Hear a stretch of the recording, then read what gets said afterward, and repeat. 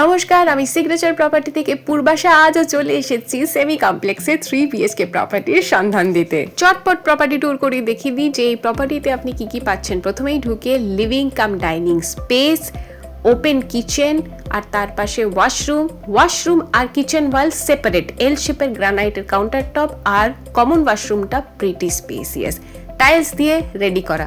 আপনাদের এখন দেখাচ্ছি ফার্স্ট বেডরুম। 1278 স্কোয়ার ফিটের স্পেসিয়াস 3 BHK এর প্রতিটা রুমই পাচ্ছেন অনেক স্পেসিয়াস আর বড়। এটি ছিল আপনার ফার্স্ট বেডরুম, যেটি এখন দেখালাম।